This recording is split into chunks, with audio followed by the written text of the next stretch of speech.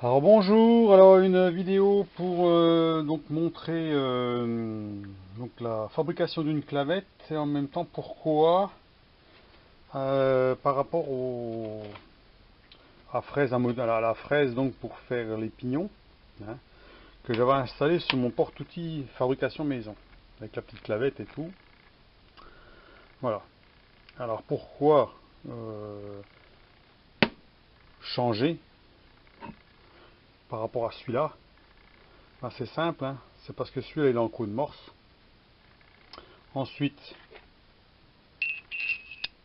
on peut mettre la fraise à l'endroit où on veut, mais là, elle va être mise le plus près possible. Donc la broche va se trouver à peu près ici et la fraise va se trouver là. Donc elle va être très près en fait au niveau de la broche, hein, du bas de la broche, hein, ce qui fait comme ça il y aura beaucoup moins de défauts de concentricité. Sachant que là j'ai contrôlé la concentricité de celui-ci, je suis à 0. C'est-à-dire que j'ai même pas l'aiguille qui bouge, hein. Par contre, on contrôlera avec le mien pour voir sur la fraiseuse, avec le porte-pince, pour voir combien j'ai. Donc là, on verra si vraiment on a une différence, parce qu'on sent que des fois que ça... hein. Est-ce que c'est dû à la fraise? Est-ce que c'est dû au support de fraise? J'en sais rien. Donc après, on va faire la petite... j'ai ce bout de ferraille là, on va faire la petite clavette qui va jusqu'au bas. Puisque de toute façon, tous les anneaux, ils sont faits pour pouvoir mettre une clavette, hein. Donc on met ça comme ça, on met ça comme ça, voilà, plutôt comme ça, mais celui-là là, le petit là au milieu on va dire, et puis après celui-là, et après bon serre, hein. Donc il faut quand même mettre une clavette parce qu'il y a quand même beaucoup de couple sur la... Il y a quand même beaucoup de couple au niveau de la fraise, hein. Donc là ça fait vraiment... Et là entre la fraise et le bas on n'a pas 10 cm, donc on ne touchera pas la table. Donc voilà. À voir si ça vaut le coup d'avoir ça ou pas.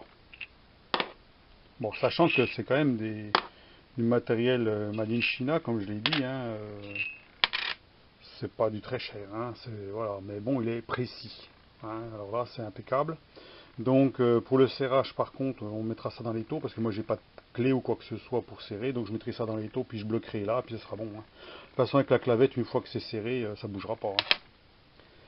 Donc voilà, dans un premier temps, on va donc regarder la concentricité de mon outil. Donc on va mettre ça sur la fraiseuse et on va regarder au niveau. Alors je vais peut-être laisser la clavette dessus, on va juste prendre un petit peu en dessous. Parce que là elle est dure à enlever, hein, je l'ai coincé juste. On va le mettre dans le porte-outil, dans le porte-pain je veux dire, et on va contrôler la concentricité ici au comparateur pour voir combien j'ai. Alors si j'ai 0, bon ben voilà, hein. Sachant que j'ai pas de jeu, hein, pour ainsi dire, voilà, c'est vraiment limite, hein. Il a du mal à tourner tellement que c'est limite, hein. J'ai fait ça vraiment le maximum que j'ai pu faire pour être précis. Maintenant, avec le porte-pince en bout de broche, combien j'ai. Voilà. Comme ça, on verra. Par contre, si j'ai 5 centièmes, ça m'étonne pas que ça tourne un petit peu de travers. Donc, eh ben, on va se mettre sur la fraiseuse, on va contrôler la concentricité, puis ensuite, eh ben, on fera la petite, vite fait, la petite clavette là, hein. Donc je vais arrondir les deux bouts et puis je vais fraiser. Là c'est du 8-8, il me faut du 6-6 pour le mettre dedans et puis c'est tout. Donc voilà. Donc bah, je vous reprends sur la fraiseuse, hein. Voilà, donc j'ai installé tout sur la fraiseuse. J'ai mis mon porte-fraise donc dessus. Fait maison.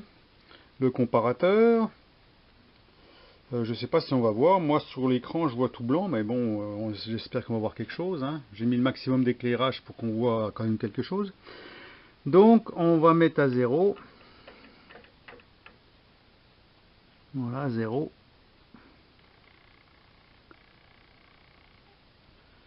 On va tourner.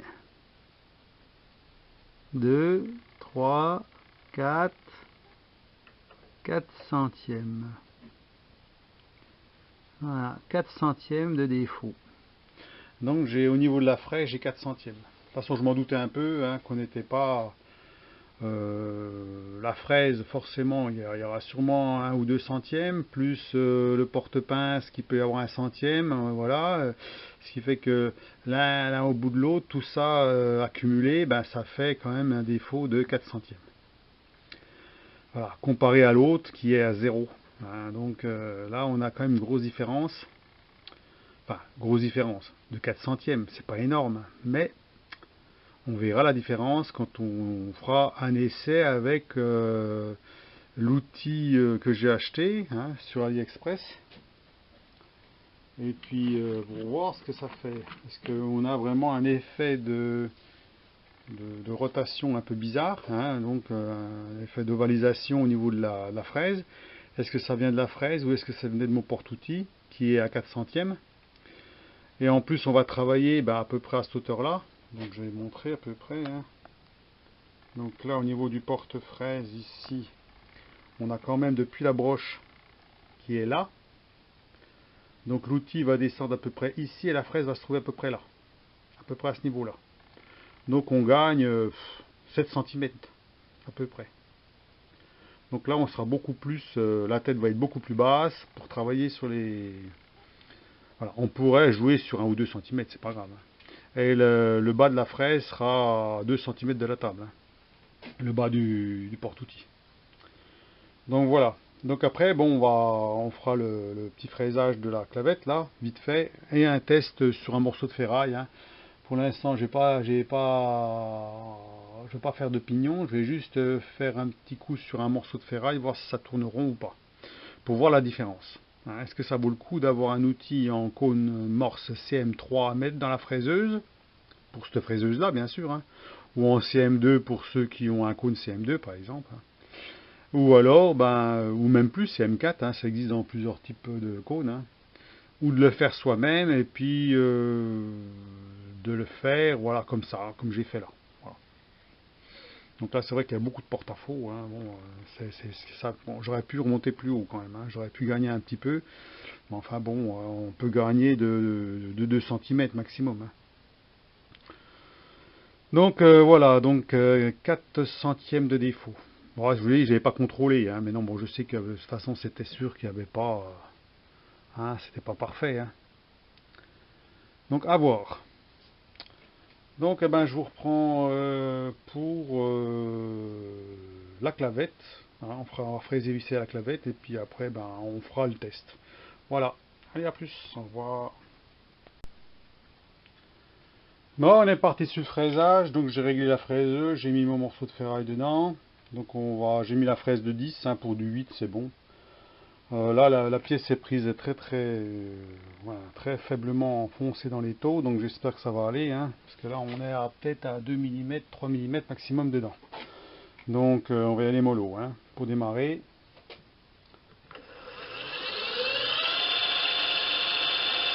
« 0,4 ».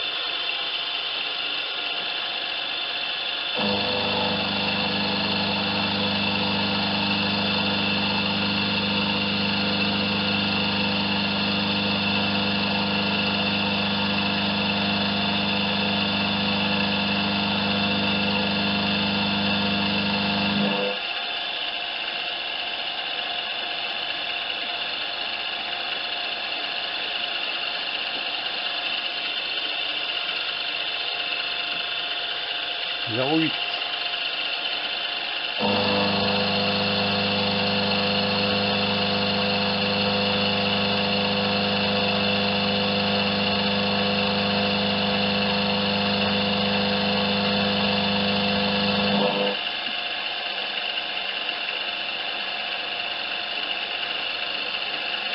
Bon, je vais faire une passe et après, je vous reprendrai après pour la suite, hein, parce que 1, 2. On va mesurer pour être à 6 styles. Voilà, c'est de la rigolade. Hein.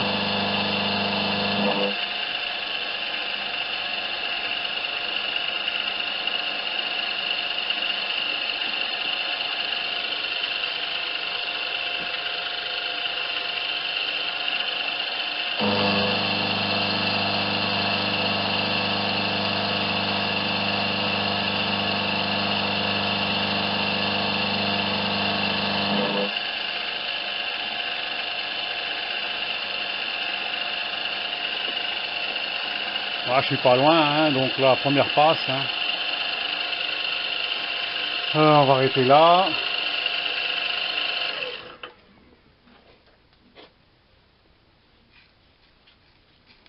Voilà, je prends des petites passes, parce que comme je vous dis, je suis pas tellement enfoncé dans les taux. Hein. Faut pas s'amuser à prendre des trop grosses passes puis à arracher la pièce.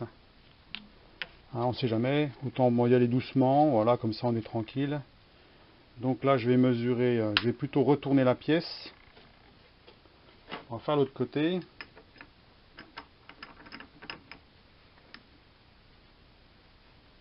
Voilà, il va burer. On va mesurer en même temps. Hein.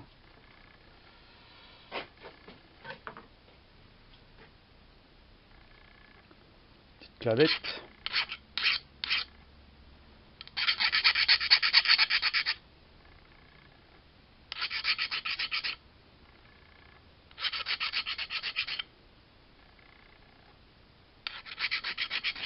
Quoique, je ne sais pas si c'est mieux de ne pas laisser les arrondis dessus quand même. Donc je vais continuer sur cette face-là quand même. On laissera les arrondis au-dessus. Donc après, je vais enlever une pellicule là, une pellicule là. Quoique l'arrondi va partir. Hein. Ouais, de toute façon, il va partir, il va gicler l'arrondi. Ouais, bon, ça fait rien, on va y aller comme ça. Hein.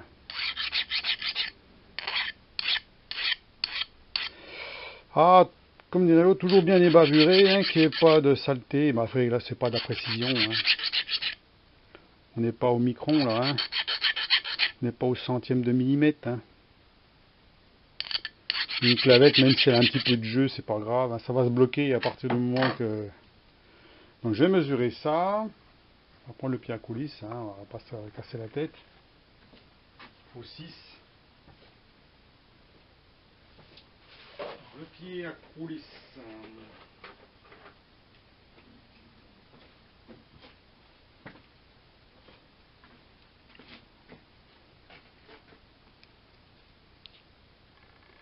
6,23.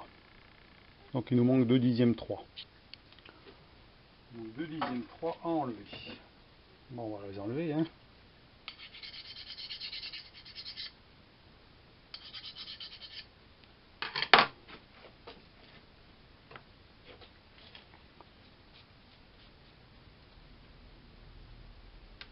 On va retourner la pièce.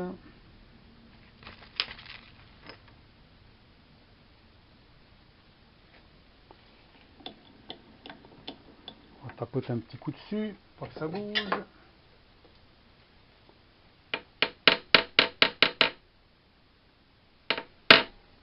Voilà.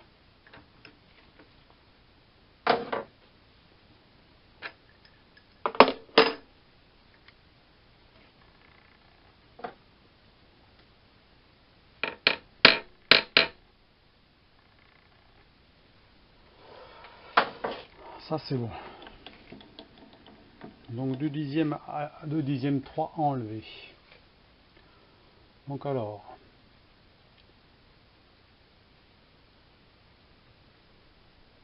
on va mettre l'éclairage un petit peu là que je vois clair parce que alors,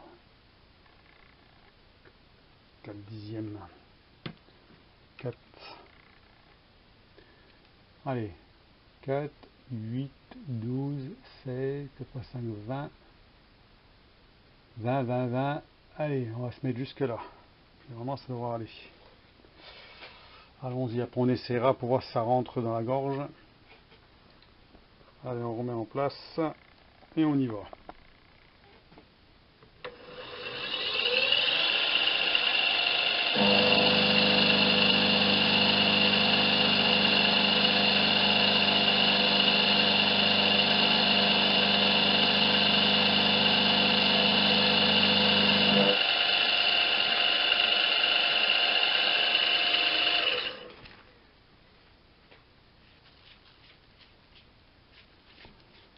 Non, pour l'instant, ça a l'air d'aller, ces petits étaux là. Hein. Je trouve que c'est pas mal.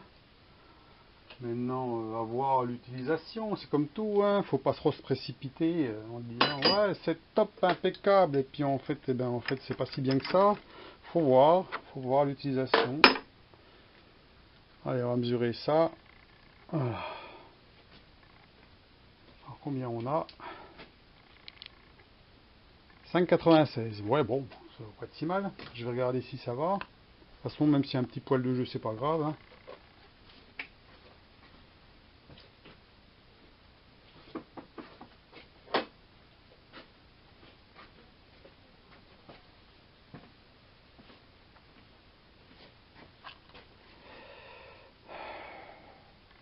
Ah bah, c'est juste. Hein. Ouais, on va presque en enlever un petit peu. Bon, on verra à la fin, hein, puisque de toute façon, il faut faire 6 sur 6. Alors, de toute façon, voilà. Donc là, je suis limite. Hein. Donc là, c'est sûr qu'au niveau du trou, ça rentre, parce que le trou est un petit peu plus gros, mais au niveau du centre, là, bah, quoique, il y a des bavures dedans. Hein. Je pense qu'il faut ébavurer l'intérieur ici, là. Et puis ça va rentrer. Un petit coup d'ébaburage, et puis ça va aller. Donc on va laisser comme ça. On va passer, on va faire l'autre côté à 6 mm. Pas de bavure.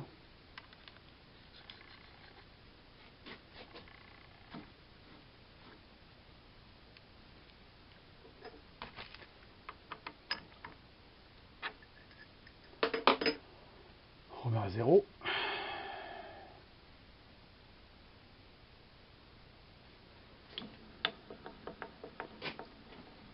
Alors, je passe au-dessus. Ouais, c'est bon.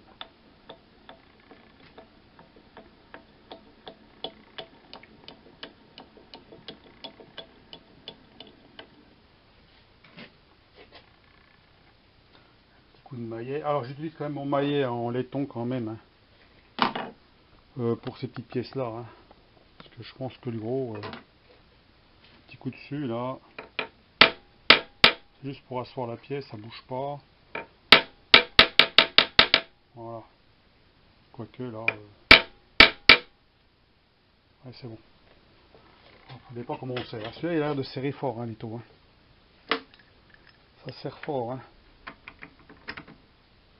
Bon. On va tangenter et on va regarder. Maintenant, on va réduire. Pareil. Même volume.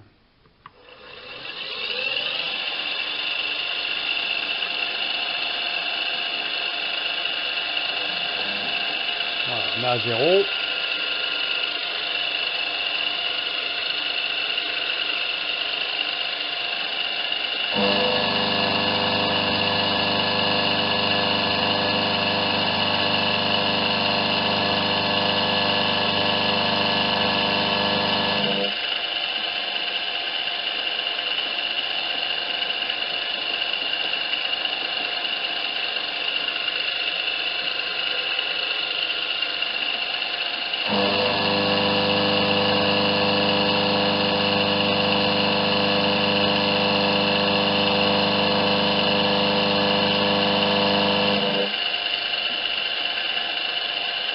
Ah, je presse pas dans l'autre sens, c'est pour éviter d'avoir des copeaux sur moi. Hein. Déjà, j'en prends déjà assez comme ça. Hein.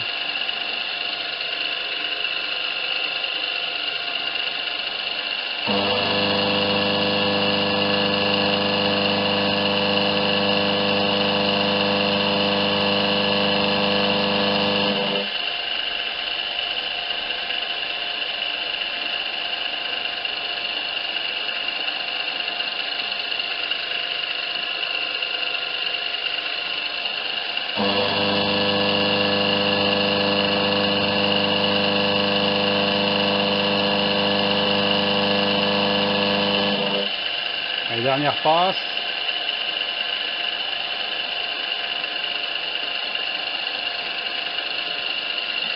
Donc, 4, 8, 12, 16, 20. Voilà, c'est pas pareil que tout à l'heure. Hein.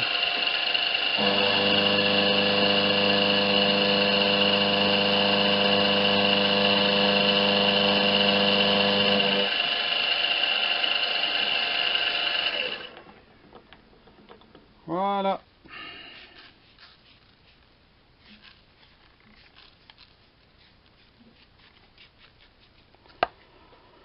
On va regarder ça. Petit coup des bavurages, comme d'hab.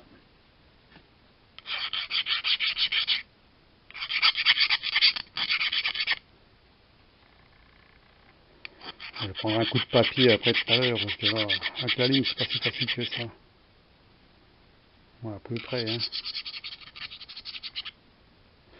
Petite clavette. Enfin, grande clavette. Alors, voyons voir l'outil.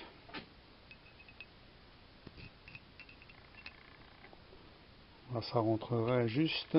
Puis là...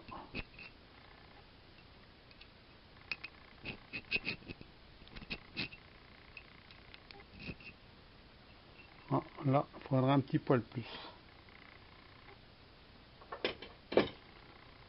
Un chouïa de plus.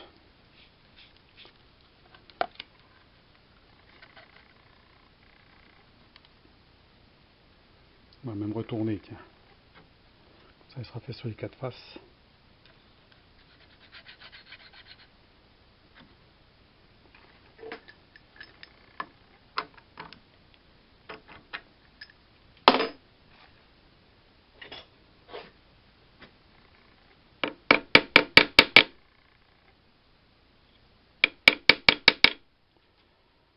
Voilà. Allons-y.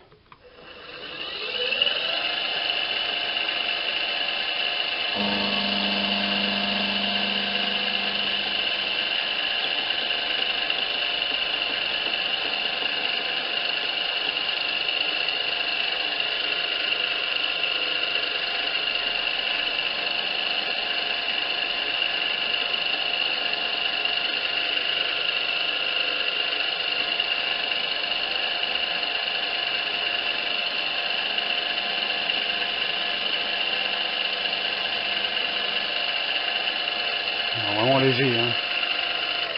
On va bien voir. Hein. On va bien que ça soit juste quand même.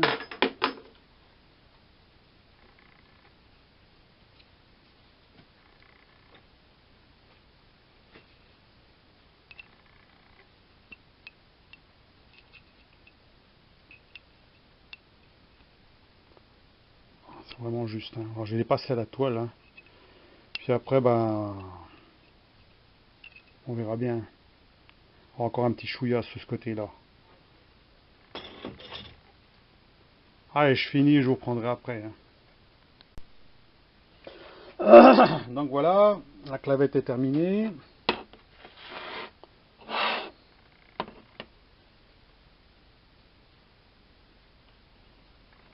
Juste.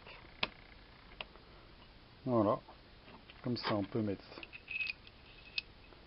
ça. On peut mettre celle-ci. Très peu de jeu, hein. Dans la clavette. Ou on peut mettre aussi celle-là. Hein. Qui va aussi dessus.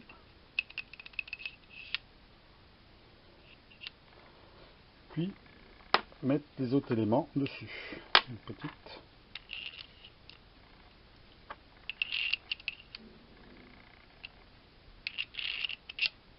Voilà, puis visser.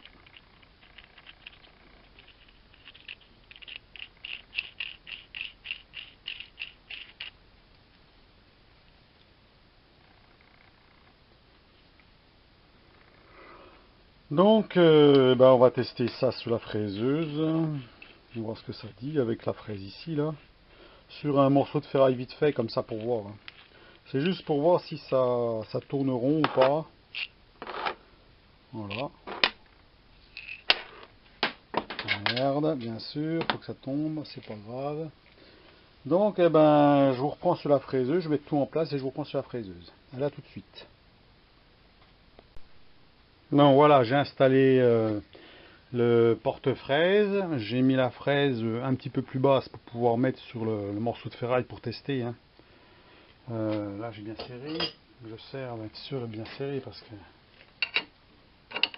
ouais, c'était pas serré. Voilà. Là, on touche presque le bas. Hein. Bon, après, si on veut descendre plus, ben après, il faut descendre d'un cran ou deux. Hein. Mais là, c'est vrai qu'on est très près en fait de la broche, hein, du bas de la broche. Hein. Donc, on va voir ce que ça va donner. On va juste faire une passe, voir si ça va bien, hein, c'est tout. Hein. On va pas aller plus loin, c'est juste pour un test. Hein. En plus, le morceau de ferraille est tout petit, donc ça peut vibrer. Bon, c'est juste pour voir si on a quelque chose, un mouvement qui est régulier. Donc on va mettre en route et on va tester.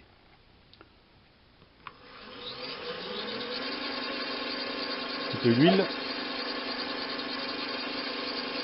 Ça va peut-être rien changer, hein. Voilà. On va tangenter.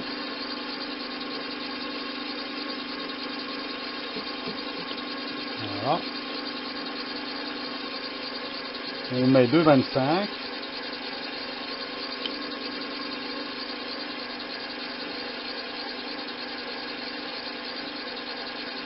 Deux 25, 2,25, voilà. On bloque la table. On y va doucement.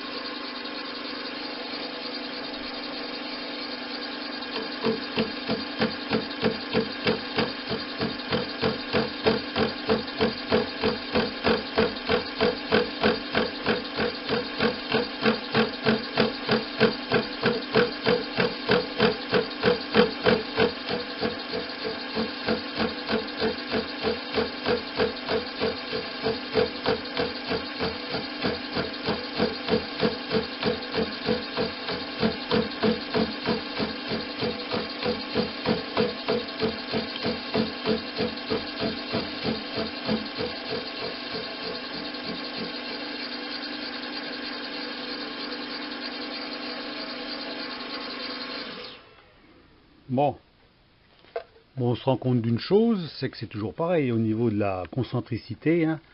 On a toujours un mouvement qui n'est pas parfaitement rond. Alors que la fraise, elle tourne rond, ça c'est sûr, hein. Là, je veux dire le porte-outil. On a beau voir que ça bouge différemment, mais c'est peut-être l'extérieur, hein. Parce que nous, au comparateur, c'était bon, hein. Donc là, il n'y a pas de souci, ça marche bien, il n'y a pas de problème, hein. Bon, l'avantage peut-être que c'est qu'on a moins de porte-à-faux. Donc voilà. Donc sinon, ça revient au même qu'avec la mienne, hein. Donc ben, voilà pour la petite vidéo du clavetage, porte-outils, fraise à faire les pignons, enfin les engrenages, hein. Donc voilà. Donc ben, dites-moi ce que vous en pensez. Comme ça, celle-là elle est faite, hein. Bon, et comme ça on n'en parle plus, hein. L'étau est utilisé, donc pour l'instant ça va, ça marche. À voir à l'utilisation, hein. Donc toujours pareil, hein. Alors celui qui a un étau de perceuse pour fraiser, autant qu'il achète ça, hein. Je le dis tout de suite, hein, parce qu'un étau de perceuse, un petit étau de perceuse avec des morts tout petits, où on ne sert pas trop bien, où c'est bancal de tous les côtés, vaut mieux avoir ça quand même, hein. Hein, pour le prix, je veux dire, faut pas se priver là, hein. Là, vous avez quand même quelque chose qui est lourd, hein. Il est assez lourd, il est massif, donc il sert très très bien. Il est quand même assez précis quand même, hein. On ne peut pas dire qu'il y a un défaut de précision important, hein. Moi je pense que voilà, ça peut être un bon investissement pour ceux qui ont des petites fraiseuses. Alors pas trop petites quand même, parce que bon, je sais que c'est chiant, parce que quand on a une toute petite table grosse comme ça fait gros, hein. C'est ça le problème, quoi. Il faudra avoir ce genre d'étau là, mais en grand comme ça, quoi, hein. Voilà, qu'il fasse 10 cm de moins. Avec un mort mobile un peu plus petit pour une petite fraiseuse. Voilà, parce que là, il y a un gros mort important, hein, à l'arrière, hein. Donc, voilà donc pour le petit test, hein. Donc, c'est pas significatif au niveau de la concentricité. Vous voyez, bon, hein. Je pense que la fraise en est pour beaucoup, hein. On ne doit pas être très précis, hein. J'avais mesuré, je crois, entre le bout des dents à peu près, puis le centre. On n'est pas tous pareils, hein. On a un décalage, hein. C'est des fraises qui sont pas chères, hein. On arrive avec des fraises qui sont à un prix à moins de 10 euros, il ne faut pas trop en demander. Et pour l'instant, elles coupent, hein. Voilà, c'est tout ce qu'on peut demander. On va quand même défaire le truc pour voir ce que ça donne.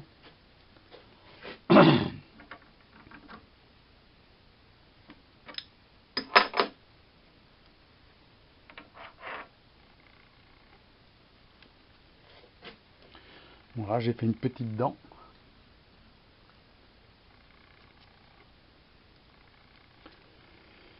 Voilà, de la profondeur de 2,25. Voilà.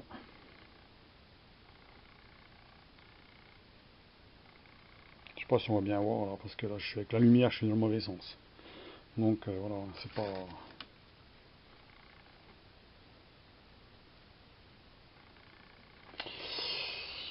Voilà pour le petit test. Hein, comme ça, bon, la prochaine fois on utilisera celle-là, puis on verra ce que ça donne. L'autre ça allait très bien, hein, j'ai pas eu de soucis. Hein. C'était juste pour utiliser celle-là et savoir si c'est valable d'avoir ça ou d'en faire une soi-même. Alors moi je pense que c'est bien parce qu'on a moins de porte-à-faux. On a moins de porte-à-faux directement en cône CM3 dedans, donc on force moins sur la broche. Hein. Sauf si on met vraiment la fraise vers le bas, hein, ce qui ne sera jamais le cas, on fera plutôt vers le dessus, jusque de là, jusque là à peu près, dans cette zone-là.